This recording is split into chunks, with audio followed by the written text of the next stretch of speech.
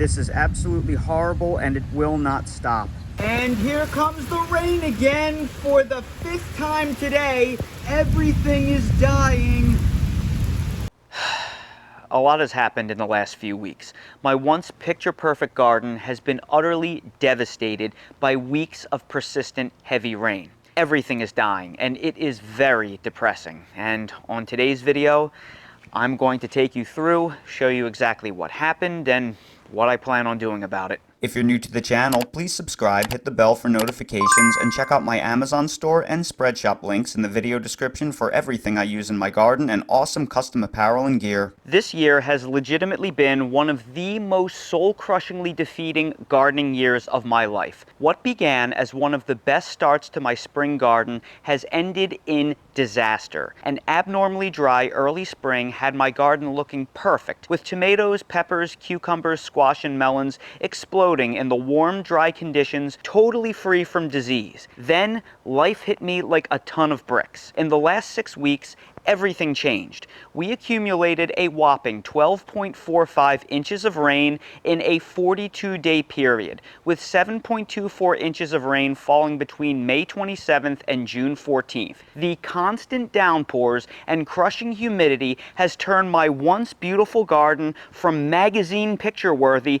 to an advertisement for chickenpox. Less than 4 weeks ago, these cherry tomatoes were all perfect. Now look at them. They are devastated, severely ill, and they probably will not survive much longer. These beefsteak tomatoes were just as beautiful a few weeks ago, full of fruit and promise, but now look at them. They probably won't make it until July. Once these tomatoes on here make it to the breaker stage, I will probably have to pull the plants. The harsh reality is when we garden outdoors exposed to the elements, every year is a roll of the dice. Unless you have the good fortune to be able to garden in a high tunnel or in a greenhouse or some other weather-protected environment that keeps the weather outside where it belongs, you just never know what you're going to get.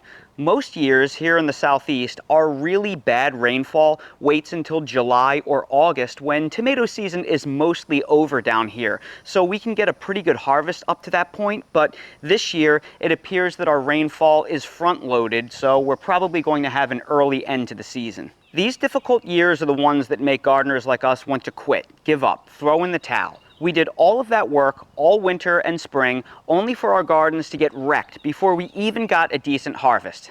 I know this temptation very well to quit. Don't.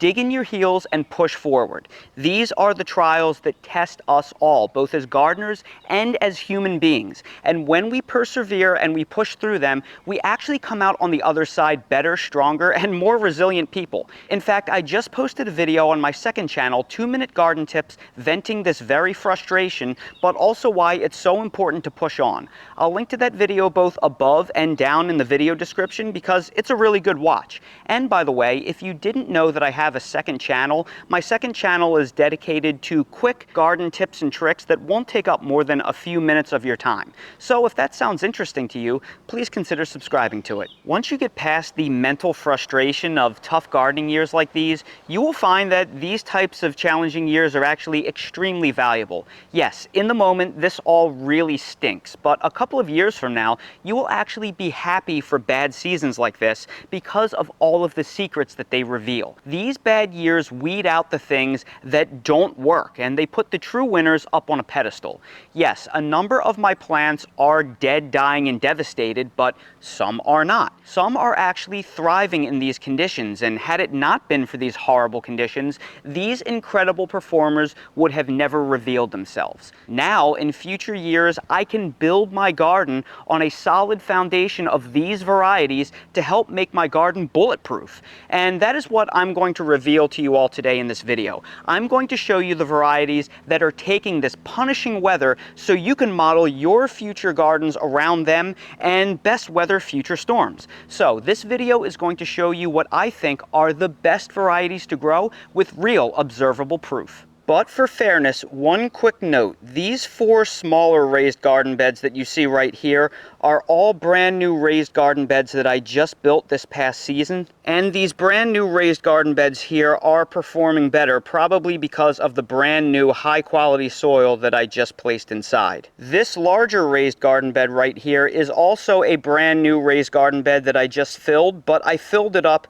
with old garden soil that was around the perimeter of my garden and in old shallow beds that was not in great shape. So that soil was a little bit beat up. So because of that, it wouldn't be fair to compare the tomatoes in this old soil to the tomatoes in the brand new raised garden bed soil. So we will compare everything relative to whether it's the new or the old garden soil. Oh, and by the way, if you're wondering what that white powder is that's coating all of the fruits and plants in this video, all that is Surround WP Kaolin Clay. It's a micronized clay spray that is a crop protectant. You spray it on the fruits and the plants and it makes insects stay away from them. It creates a safe little clay barrier around the fruits and the plants so they don't like pecking or sucking or drilling into them. It's really great stuff and it's completely harmless. It's organic. It's just clay. You wash it right off before you eat it and it's like it was never there. If you're curious about it, I'll link to a video both above and down in the video description I recently made that shares a little bit of information about it. So we will start off with the bed with the oldest soil, and every single tomato in this bed is pretty much doing horrible. And no big surprise, the one that is doing the worst in this bed is the only heirloom tomato in this bed, and that is Jersey Devil. This is one of the weakest plants I've ever grown, but I grow it every single year because the fruit on it is absolutely delicious. And usually each year it does a little bit better than this, but because it's been such a horrible year, looks like I'm only going to get about 2 or 3 fruits off of this tomato plant, and I don't even know if they're going to taste any good because of how sickly the plant is. What is a surprise is how poorly my Brandy Boy did this year. Now, Brandy Boy is an F1 hybrid that approximates the Brandywine Sudeth tomato, except it's more prolific and disease resistant. And usually it does well here every single year, but this year was just more than it could withstand. This plant was virtually perfect 3 or 4 weeks ago, and now it is utterly devastated with one of the worst cases of disease I have ever seen. It still has a few nice fruits on it, so I will get a bit of a harvest, but my goodness, what an absolute disappointment this was. And look, I'm not going to write the tomato plant off. It's done well for me every single year. Unfortunately, this year was just more than it could take. So I'm still going to grow it every single year, but it goes to show you that when you have an heirloom crossed in the DNA, it's never going to be perfect. What is surprising is how poorly my disease-resistant cherry tomatoes have done. Usually these 2 varieties, Super Sweet 100 and Sun Sugar, are disease-resistant powerhouses, but this year even they couldn't take it. The red varieties are all Super Sweet 100s. They are covered with all sorts of plant diseases. I've never seen them get so sickly this fast. As for my Sun Sugar, I've already had to rip out one plant due to tomato wilt, and it looks like I'm going to have to rip out this other one soon. So I've still gotten some harvests out of them, but I have never had cherry tomatoes devastated like this before, especially these typical very disease-resistant varieties. Now, if you look through the forest of various diseased leaves in this bed, you will notice that there are some green-looking leaves, and that is where you will find a diamond in the rough. This is a variety called Mountain Magic. Now, it is wilting a little bit, but it wilted because our heat index got up to 105 today and my beds dried out before I watered them.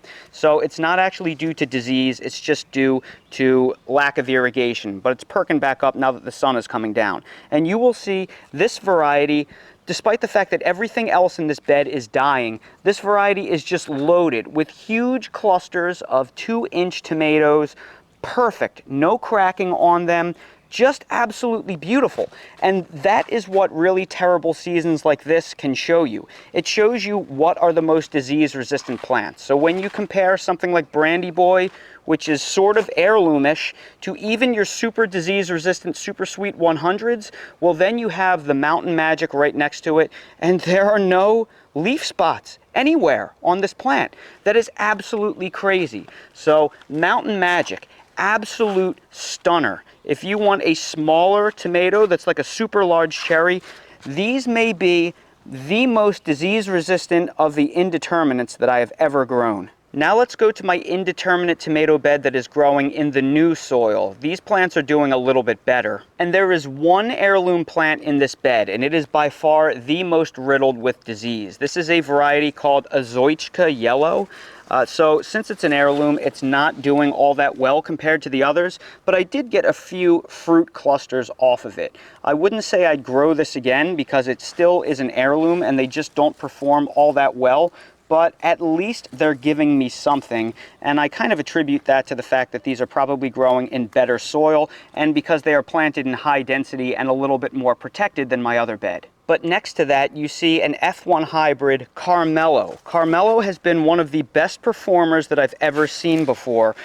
Last year, it was the best tomato that I grew in terms of a beefsteak indeterminate, and it looks like this year is no different. These never crack, and they get very little disease. Every single tomato is pretty much always perfect. So you can see the leaves are relatively leaf spot free compared to the Zucchini, which is all dying back inside. Then next to that, of course, is Big Beef Plus, which is always absolutely incredible in my garden.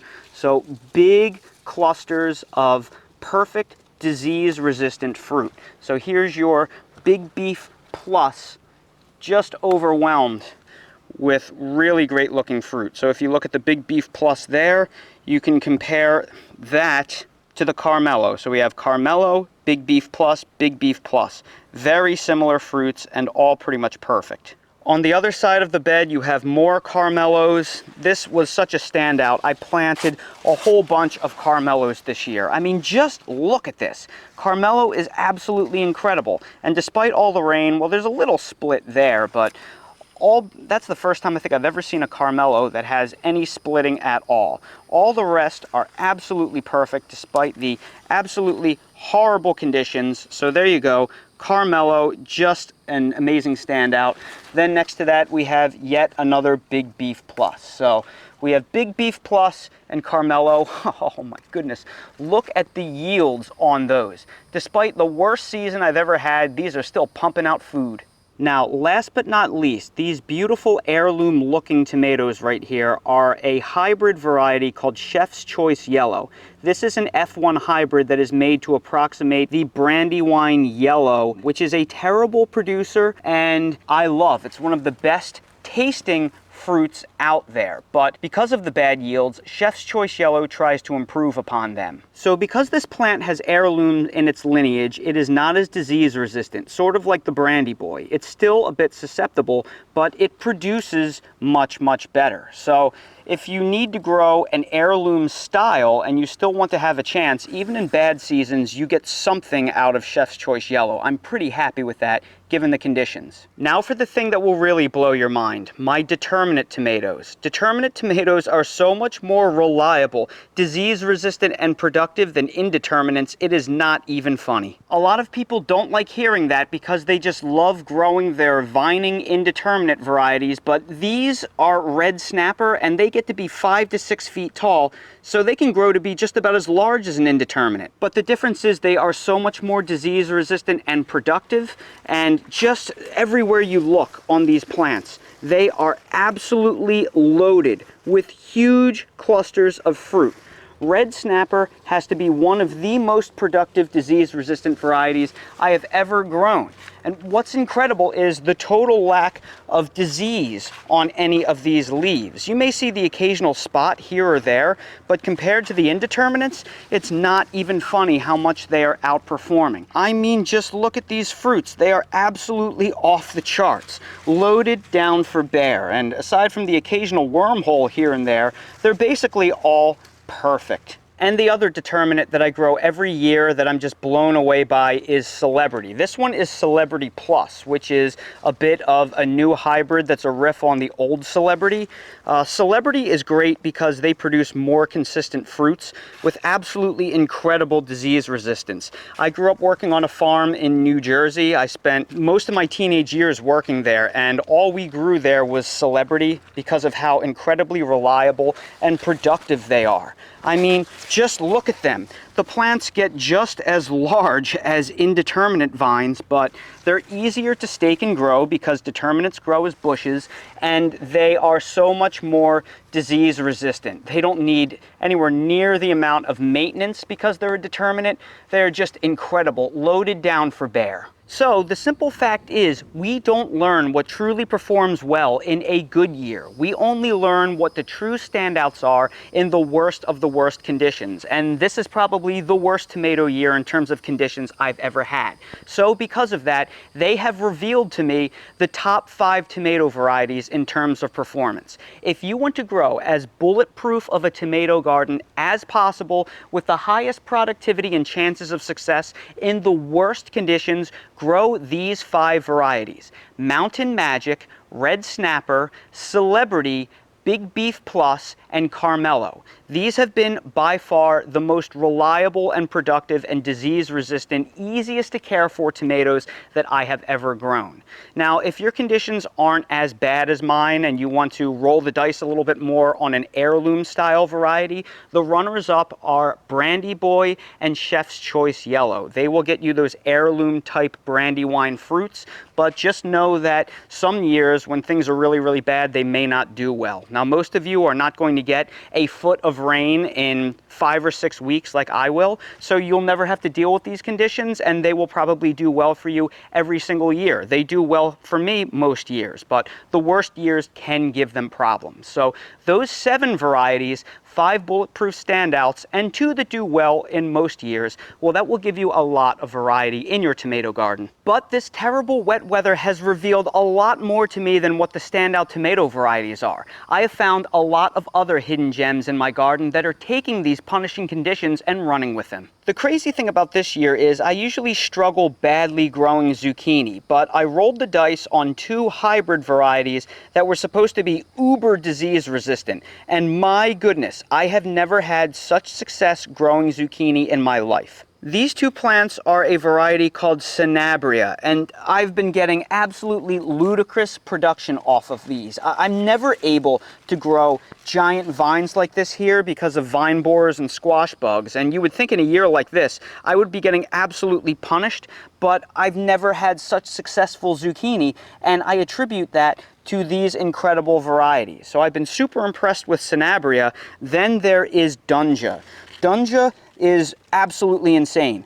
And this variety is supposed to be partially parthenocarpic, meaning it can set fruit without pollination. I'm going to run an experiment on that in the second half of this year, but I have been getting absolutely ridiculous results off of these 2 varieties. I have never had so much zucchini in all of my life, and I can't recommend these 2 more highly. And then there are cucumbers. Well, my favorite 2 varieties of cucumbers blew me away again this year. This cucumber vine is running absolutely wild. Usually conditions like this would be very difficult for a cucumber vine, but these will not stop producing. I'm picking probably half a dozen cucumbers a day off of this plant, maybe more, and it just pumps out more and more cucumbers with no hint of disease, and that is Merlin. I have been raving about Merlin for years now because it is the most productive cucumber I have ever grown. This variety is just ludicrous. The yields are absolutely off the charts. I'm getting more cucumbers than I know what to do with off of these handful of Merlin plants. Just look at them all. What am I going to do with all of these cucumbers? And the other one that has impressed me over the last few years is Party Time. I have been picking Party Time pretty profusely off of this plant right here. And while I have picked a lot of them, it's been very, very vigorous and disease resistant, and it did well for me last year as well. So if you want to have incredible success growing zucchini, I recommend the varieties Sanabria and Dunja. If you want to have success growing cucumbers, I'm going to be consistent here, and I'm going to say the best 2 varieties I've grown to date remain to be Merlin and Party Time.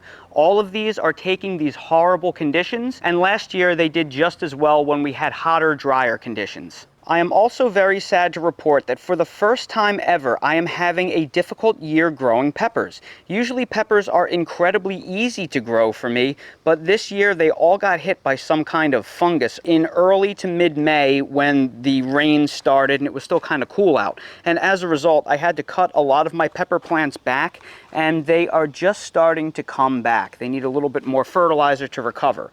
But what is interesting is, you see how deformed these all are? What is interesting is that a lot of your peppers are subtropical, so they tend to be more vulnerable to diseases, but for whatever reason, these really Caribbean or tropical peppers can take it. So this is a chocolate scorpion pepper, which is a super hot pepper, and it is very tropical. So it's wild when you compare them to the more subtropical peppers that really got beaten up by some type of early fungus. But these are totally fine. And I guess just being a more tropical pepper, they can take the conditions. And while I realize that a lot of you don't want to grow super hot peppers like these, that doesn't mean that there aren't some tropical peppers that are not super hot. Like you can grow a habanada, or you can grow a Trinidad pimento pepper. So make sure that you mix some tropical peppers in with your subtropicals, because they tend to be a little bit more disease resistant. I guess they are more adapted to the incredibly humid, wet conditions. But don't worry, I always make sure to plant peppers all around my garden, and this bed of peppers is actually doing quite a bit better. I still had to prune them back a little bit, but they are liking the new garden soil a lot more than they like the old garden soil and the shallow raised beds. So that goes to show you, deep raised garden beds, they rock. And the last things I want to show you are things that are easy for me to grow every single year. I think these are the biggest no-brainers to grow every year in your garden.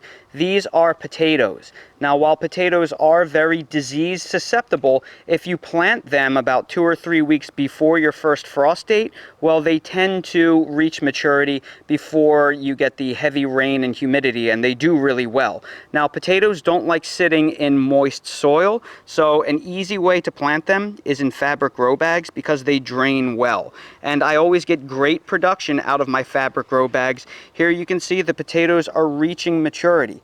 So it's nice to be able to grow things that thrive on neglect, and potatoes are often one of those things. Even easier than potatoes in hot, humid climates are sweet potatoes. Believe it or not, sweet potatoes are not related to potatoes. They are a morning glory, and they love disgusting conditions. They want it as hot, humid, and wet as you can get. So if you live in the humid southeast and you're dealing with awful rain and humidity and sweat, well, make sure that you grow yourself sweet potatoes. They will be one of the easiest things you ever grow. And the last thing I want to show you are different types of kale. Kale is a brassica, so it doesn't do well in super hot conditions, but I have found that some varieties are way better than others. This is Red Russian, and it's a flat leaf variety of kale. I always get overwhelmed with worms and caterpillars with the Red Russian, and they tend to bolt very easily, go to seed. But your ruffled leaf varieties of kale do much better. This is a blue curly kale, and it stays relatively pest and disease free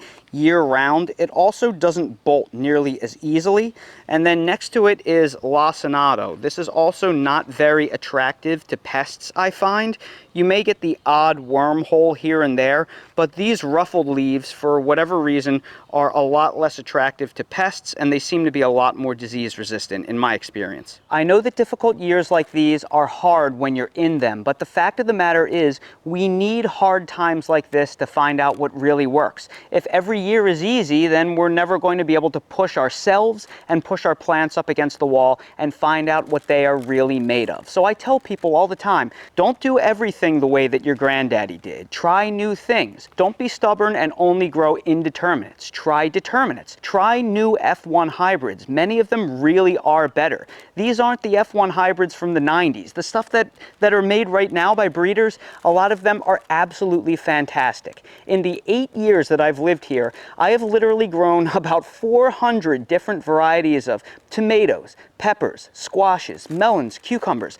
I try so many different things because I really want to find out what works. And because I have tried so many things and I've kept the things that have really worked, even when we have the worst year ever, because I plant so much diversity and I know what works well here, I'm still going to wind up having really good harvests. I just picked this right now. I could pick another 2 or 3 of these right now if I wanted to. So if you are struggling and you find it hard to grow in really wet, humid years, try some of the varieties that I mentioned in this video, because if I can do this in the worst conditions I've ever experienced with a foot of rain in a little bit more than a month, I know you can too. So if you are having a bad year in the garden like I am, don't give up. Use this bad year as a learning experience to see what really flourishes in your garden. Then take those varieties and make those the new foundation of your garden for years to come. That is how you have true success. And if you don't know where to begin, please try some of the varieties that I mentioned in this video.